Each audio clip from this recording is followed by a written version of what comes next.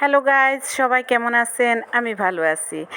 এই যে মাছগুলো লাল লাল করে ভেজে নিলাম। আজকে আমি কচুমুখী দিয়ে মাছ রান্না করব, সেটাই আপনাদের সাথে শেয়ার করব। সাথে আরও এক পদের রান্না আছে। তো এই যে আমার মাছটা ভেজে নিয়েছি, এখন পেঁয়াজ আর রসুন সোমবারে দিলাম, দিয়ে আমি কচুমুখিটা আগেই কেটে নিয়েছি। তো ওইটা দিয়ে দিলাম, কচুমুখী দিয়ে দিলাম, দিয়ে একটু নেড়ে ছেড়ে তারপর হলুদের গুঁড়া, মরিচের গুঁড়া, পরিমাণ মতো লবণ, জিরা ধনিয়ার গুঁড়া সব কিছু দিয়ে একটু কষিয়ে ঝোলটা দিয়ে দিলাম। অল্প করে একটু ঝোল দিলাম, সাথে মাছগুলো দিয়ে দিলাম, দিয়ে একটু কষিয়ে নিব। কষিয়ে তারপর আমি পরিমাণ মতো ঝোল দিব।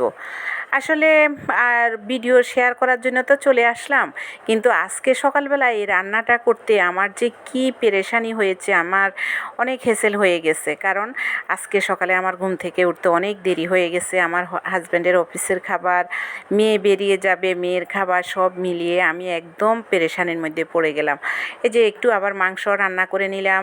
আমি এলাচ আর শুকনো মরিচ সোমবারে দিয়ে মাংসটা আগে ম্যারিনেট করে রেখেছিলাম, সেটা এখন আমি দিয়ে দিলাম তেলে।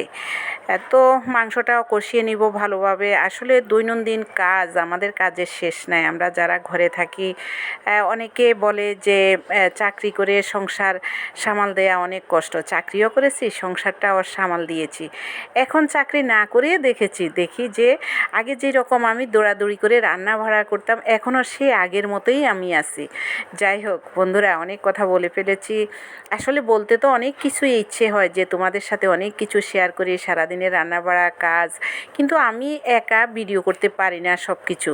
তো আমি অত এক্সপার্ট না, মোবাইল সম্বন্ধে অত কিছু বুঝি না, সেই কারণে আমি এত কিছু করতে পারি না। না হলে আমার ইচ্ছে করে সারাদিনের দৌড়াদৌড়ি, তারপরে যে কথা বলা, হাসি খুশি থাকা, দুঃখ কষ্ট সব কিছু তোমাদের সাথে শেয়ার করি, কিন্তু আমি একা একা পারি না ভিডিও করতে, সে কারণে শেয়ার করতে পারি না।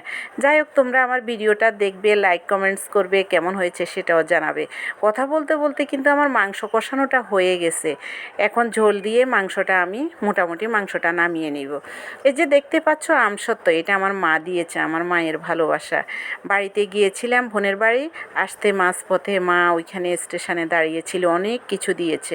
সেটা তোমাদেরকে একটু দেখিয়ে দিলাম। আমি ম্যাঙ্গো বারের মতো একটু কেটে নিয়ে বক্সে ঢুকিয়ে ফ্রিজে রেখে দিলাম, সেটা একটু শেয়ার করলাম।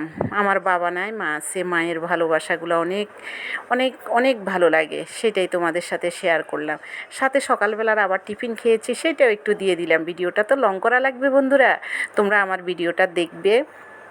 আমার ভিডিওটা কেমন হয়েছে তোমরা আমাকে কমেন্টসের মাধ্যমে জানাবে। ভুল হলে ভুল, আর ঠিক হলে ঠিক, সুন্দর হলে সুন্দর বলবে, খারাপ হলে খারাপ বলবে। আমি কিচ্ছু মনে করব না, তোমরা আমাকে জানিয়ে দিবে কেমন হয়েছে। আজকে এ পর্যন্ত বিদায় নিলাম। সবাই আমার জন্য আশীর্বাদ করবে, আমি সুন্দর সুন্দর ভিডিও যাতে উপহার দিতে পারি।